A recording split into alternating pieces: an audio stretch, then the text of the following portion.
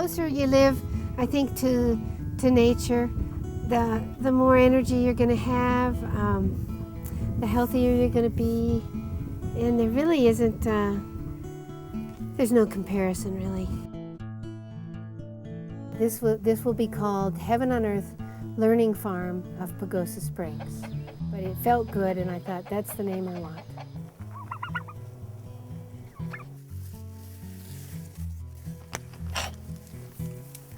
I mean, I don't think I could find a better place for me.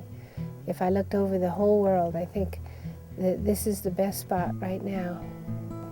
I wanted to be able to raise things fresh. My dad had a garden and my mom used to, can cherries and we did some canning and they made a lot of fresh things. So there's no way I wanted to buy a bunch of stuff. I wanted to grow it. To me, it's rewarding, even if, sometimes you get things to grow better than other times. Whatever I can grow and I can eat is rewarding. It's wonderful, really. Let's see, these are some zucchini. This is the size I like, just about like that. The leaves are very high, the petals are very high in vitamin A.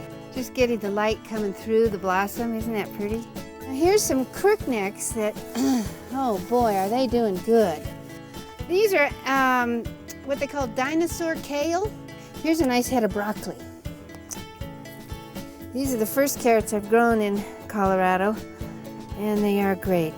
They're sweet and good. And these are called a superior beet that I just tried.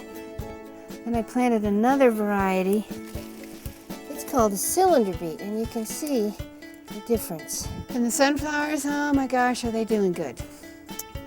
I wanted these for years all over the garden, and I've just about got them all over. Next year, they'll be everywhere. They are an amazing plant, the sunflowers. They just get me going when I see them all in bloom. A lot of people here in Pagosa haven't a clue that you can grow this stuff. They just don't think you can. We're 7,200 feet, and they look around and they don't think the soil looks very good, and they just don't think the weather is something that can grow food. But obviously, you can grow a lot.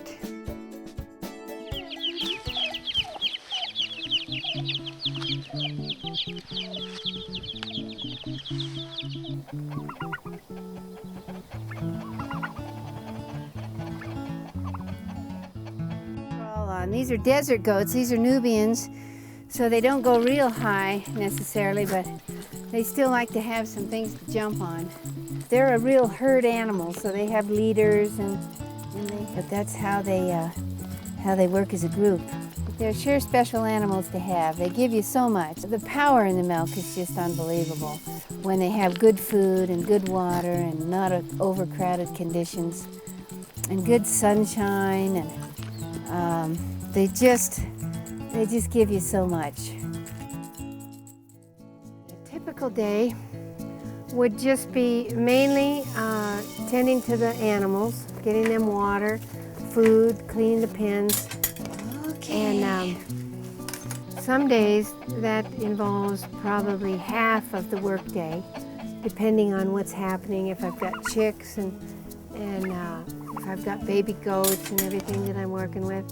But then getting the garden ready, getting the garden planted, and harvesting, and all those things have to work into the day after I take care of all the animals.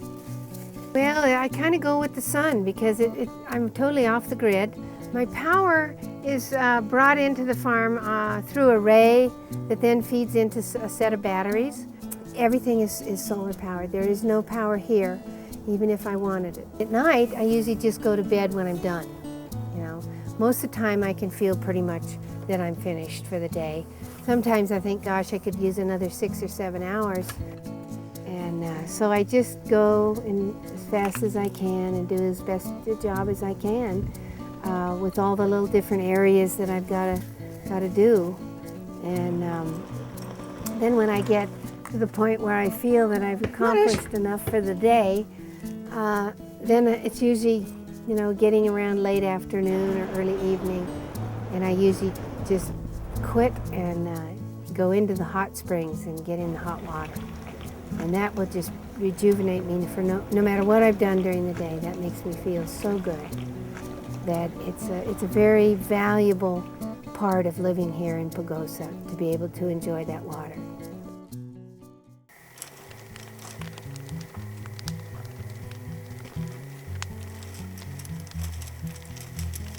I've just been so fortunate to have learned from so many wonderful people, and I think it's time to share it. I think it's just really time. So I'm wanting to open up a learning farm and have a little spot where I can fix it up for a little nest for people. And then I can find out just what they're interested in and that I know about, and share it with them. The farm might be a place they would like to come and learn a little bit and enjoy the area a little bit. It's just really an area with so many things to do and learn about, and it's truly a beautiful spot. I think the closer we live to nature, the more energy we have, because the ground and the trees and everything has all this energy, and if we're right in there, we're going to get it.